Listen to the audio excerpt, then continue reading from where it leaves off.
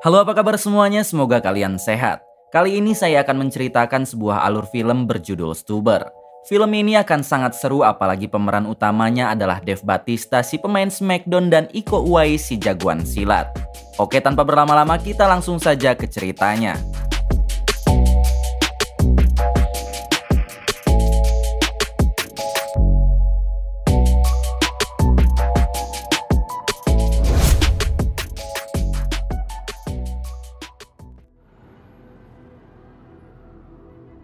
Di awal film memperlihatkan polisi bernama Vic dan satu rekannya yang sedang berada di lobi hotel.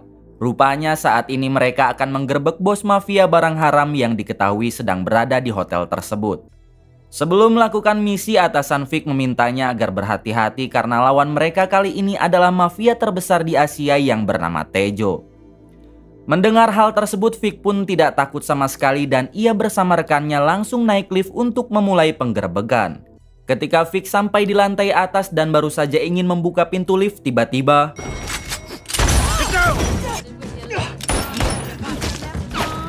setelah itu Vic diserang oleh Tejo dari belakang dan membuat kacamata Vic terlepas.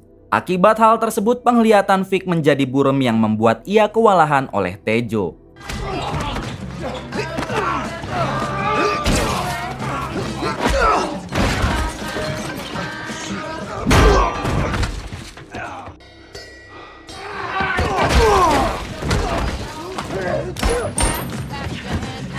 Namun pada akhirnya Vic berhasil membanting Tejo dan balik memojokkannya. Tapi sayangnya Tejo berhasil kabur keluar. Di sisi lain memperlihatkan rekan Vic yang berhasil menghabisi anak buah Tejo yang lain. Kemudian ia langsung membantu Vic, yaitu mengejar Tejo hingga terjadi aksi kejar-kejaran.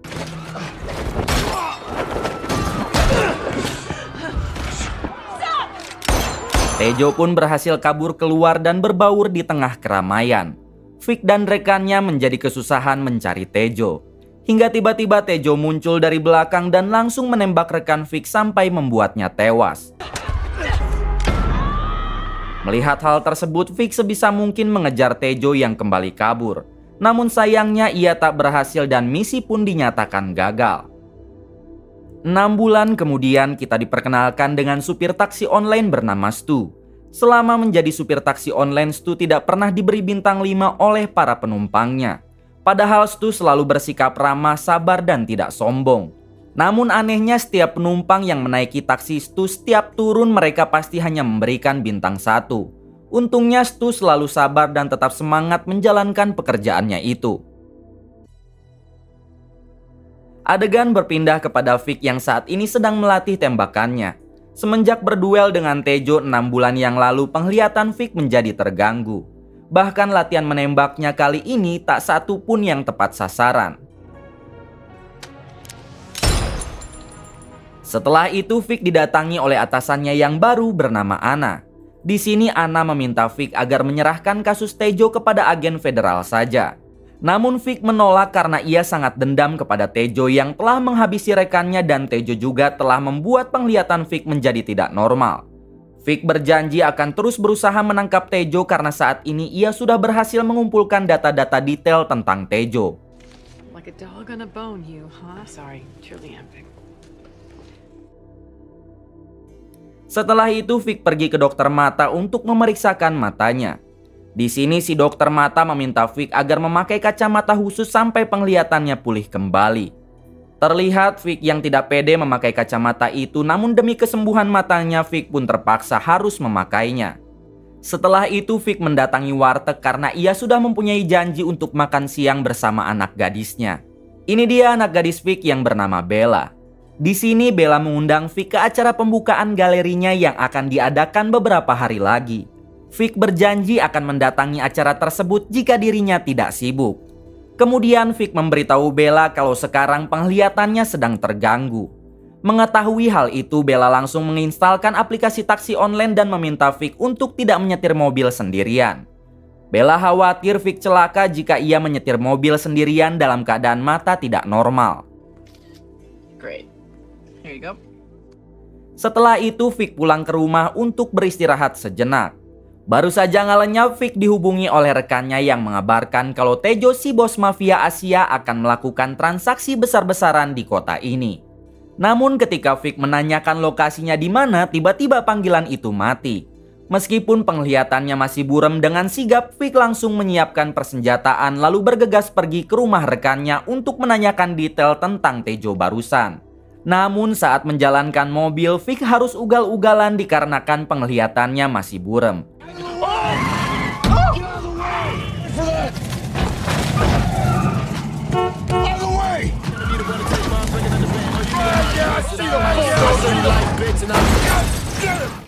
Kemudian Stu hampir menabrak mobil Vic yang ugal-ugalan dan membuat kepala penumpangnya kejedot kaca mobil. Akibat hal tersebut, lagi-lagi Stu mendapat bintang 1. Karena mobilnya sudah tak mungkin bisa dipakai, akhirnya Vic memesan taksi online. Kebetulan sekali Stu tak jauh dari sana sehingga pesanan Vic masuk ke dalam orderan Stu. Pada akhirnya Vic menaiki mobil Stu lalu ia meminta Stu agar mengantarkan ke rumah rekannya, yaitu untuk menanyakan lebih detail lagi tentang Tejo, si bos mafia. So can we rewind real quick? Official police business? Di tengah perjalanan, Vic membuang kacamatanya karena merasa tidak pede. Ditambah saat ini penglihatan Vic sudah sedikit membaik. Sesampainya di tujuan, Vic meminta Stu agar menunggu. Sementara dirinya akan masuk ke dalam untuk menemui rekannya. Sambil menunggu, Vic, Stu menyempatkan menghubungi pacarnya dengan menggunakan panggilan video. Di sini si pacar meminta Stu agar segera menemuinya, dikarenakan mereka sudah lama tak bertemu. Namun Stu yang masih dalam pekerjaan, ia pun berjanji akan langsung menemuinya jika pekerjaan ini sudah selesai. He goes to the bathroom. I obviously immediately look at his phone. Okay, I'm hanging up. No. Oh, she's gone. Di sisi lain memperlihatkan Vic yang menemukan rekannya sudah dalam keadaan tewas. Kemudian Vic membuka ponsel rekannya dan mendapat pesan kalau Vic harus pergi ke bar untuk menemui adik si rekan. Dengan cepat Vic langsung kembali ke mobil lalu meminta Stu agar segera pergi ke bar. Hold on, I'm gonna bang a Yui here real quick. That's funny. And abort. Sesampainya di sana, Vic langsung menemui adik rekannya dan memberitahu kalau saat ini si rekan telah tewas. Kemudian Vic juga menanyakan informasi tentang Tejo, karena ia sempat membuka ponsel mendiang si rekan dan mendapat pesan kalau Vic harus menemui adiknya untuk menanyakan keberadaan Tejo. Pada akhirnya si adik itu meminta Vic agar mendatangi saja seseorang bernama Forte yang tinggal di ujung jalan tak jauh dari tempat ini. Dengan sigap, Vic langsung pergi ke mobil dan meminta Stu agar kembali mengantarkannya untuk menemui Forte. Di sini Stu sempat menolak karena ia harus bertemu dengan pacarnya. Namun Vic mengancam kalau dirinya bisa mengeluarkan Stu dari pekerjaannya jika Stu menolak permintaan seorang penumpang. Pada akhirnya Stu pun nurut dan langsung menuju ke rumah Forte.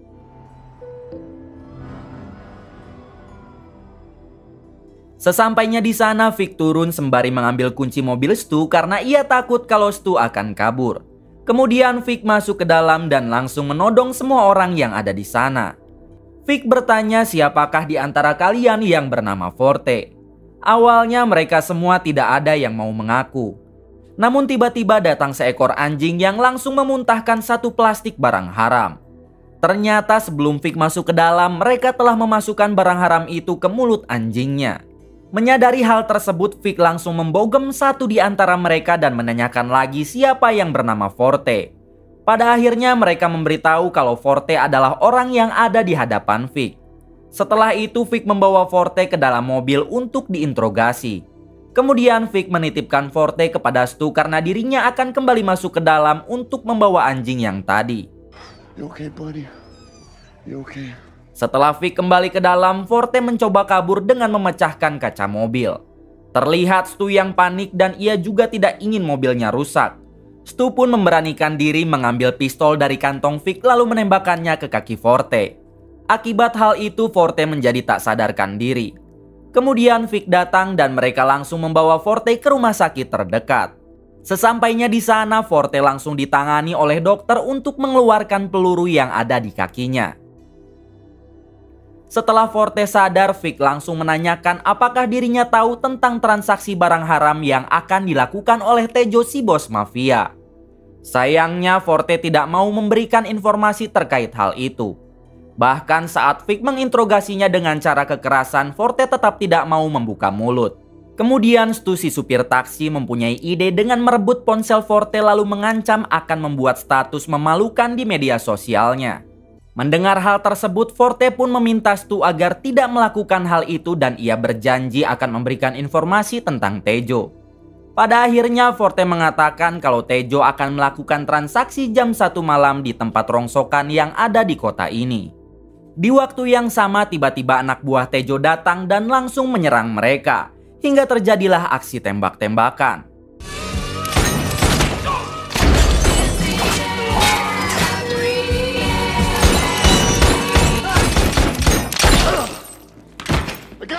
Pada akhirnya Vic berhasil menghabisi semua anak buah Tejo yang tiba-tiba menyerangnya.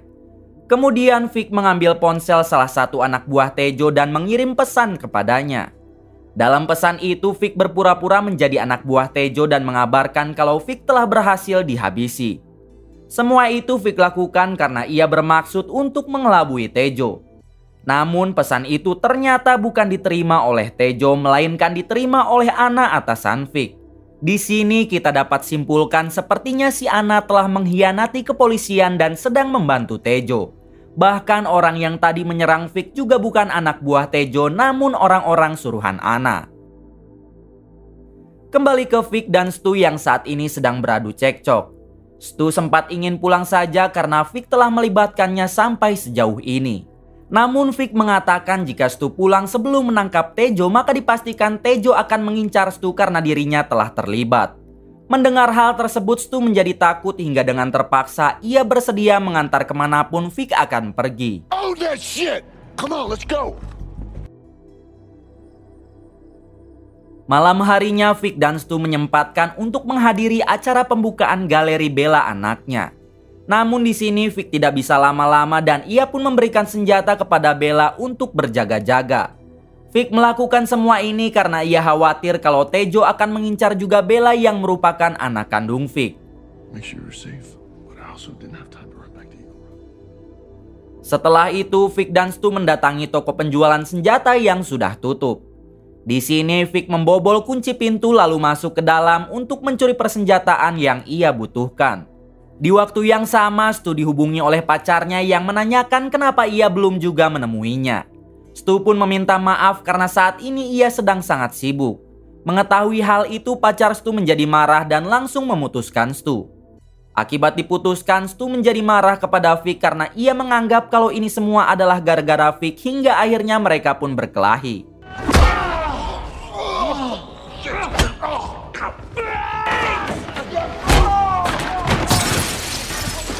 You live your life the way...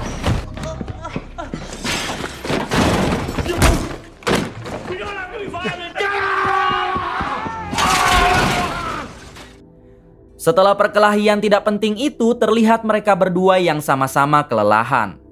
Namun di waktu yang sama, tiba-tiba si pemilik toko senjata datang dan langsung menodong mereka berdua. Di sini Stu mendadak pintar dengan mengatakan kalau dirinya dan Vic sedang mengejar bos mafia kelas kakap dan tak sengaja masuk ke dalam toko ini. Untungnya si pemilik toko pun percaya lalu melepaskan Vic dan Stu begitu saja. Kemudian Vic dan Stu bergegas pergi untuk mendatangi lokasi transaksi yang akan dilakukan oleh Tejo. Di tengah perjalanan, Stu memberi saran kepada Vic kalau sebaiknya Vic meminta bantuan kepada rekan polisinya agar tidak bergerak sendirian. Merasa saran dari Stu ada benarnya juga, Vic langsung menghubungi Anna untuk meminta bantuan. Diberitahu kalau sampai saat ini Vic belum mengetahui tentang Anna yang telah berkhianat. Sesampainya di tempat transaksi, Vic berterima kasih kepada Stu dan mengizinkan Stu jika ingin pergi sekarang. Vic berjanji akan membayar semua ongkos taksi online-nya jika misinya sudah berhasil. Pada akhirnya Stu pun pergi karena ia juga sudah sangat kelelahan. Goodbye.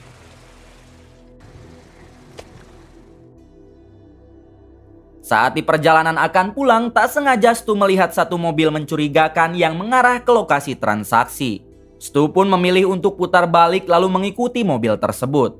Benar saja, ternyata di dalam mobil itu adalah Anna si atasan Vic yang berkhianat dan ia langsung menembak Vic sampai membuatnya tersungkur. Vic pun tidak percaya kalau selama ini Anna berada di pihak Tejo. Hingga ketika Anna akan menghabisi Vic, tiba-tiba Stu datang dan langsung menabrak Anna hingga membuatnya tewas di tempat. What the hell are you talking? Tejo yang mendengar suara bising, ia pun langsung mengejar Vic dan Stu hingga terjadilah aksi kejar-kejaran.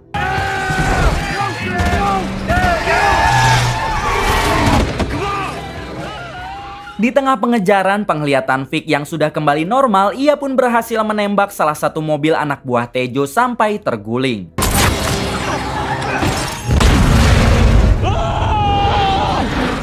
Namun sayangnya mobil Stu belum dicas sehingga mobilnya menjadi mogok. Tejo yang melihat hal tersebut, ia pun langsung menabrak mobil Stu hingga terpental sangat jauh. Untungnya Vic dan Stu masih selamat. Lalu ia berlari ke arah pabrik yang tak jauh dari sana. Tejo sendiri yang menyadari kalau mereka masih hidup, ia terus mengejar Vic dan Stu sembari menembakkan senjatanya.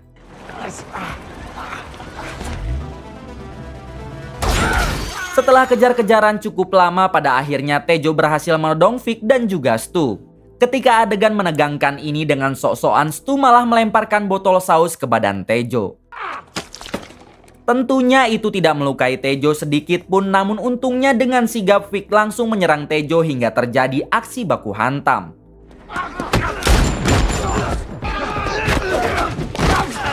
Di tengah pertarungan terlihat Stu yang berhasil mengambil pistol Tejo, namun ia tidak berani menembakkannya. Hingga saat Vic berhasil Tejo pojokan, Stu langsung mengancam akan menembak Tejo. Namun sayangnya pistol itu tidak ada pelurunya dan inilah yang terjadi. Tak lama datanglah Bella, anak Vic, yang langsung menodongkan pistol kepada Tejo. Namun dengan mudah Tejo dapat merebut pistol itu dan membalikan keadaan. Hingga ketika Tejo menembakkan pistol tersebut ke Bella, dengan cepat Stu melindungi Bella sehingga tembakannya mengenai tubuh Stu. Melihat hal itu, Vic menjadi murka dan langsung mencekik Tejo.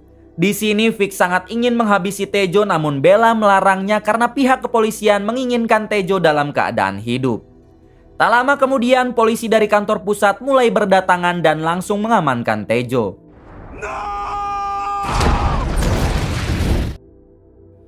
Beberapa hari kemudian memperlihatkan Vic dan Stu yang sedang dirawat di rumah sakit. Terlihat juga di sana ada Bella yang sedang menemani ayahnya. Tak lama Vic didatangi oleh polisi rekannya dan memberikan ponsel Vic yang tertinggal di TKP. Ketika ponsel itu dibuka, Vic langsung kaget saat melihat tagihan taksi online-nya. Namun Vic yang sudah berjanji, ia pun langsung membayar tagihan itu dan memberikan bintang 5 kepada Stu. Barulah kali ini Stu mendapatkan bintang 5 dari kliennya, itu pun harus dengan penuh perjuangan. Di sini Vic sekali lagi berterima kasih kepada Stu karena ia telah mau membantunya dan juga menyelamatkan nyawa Bella, anaknya. 5 stars.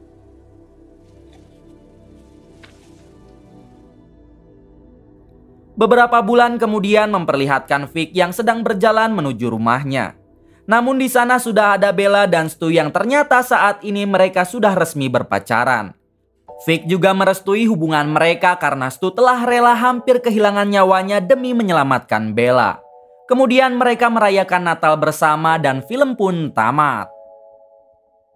Terima kasih yang sudah menonton sampai akhir. Semoga kalian dan keluarga diberikan kesehatan dan rezeki yang berlimpah. Salam untuk semuanya dari Hampura Film.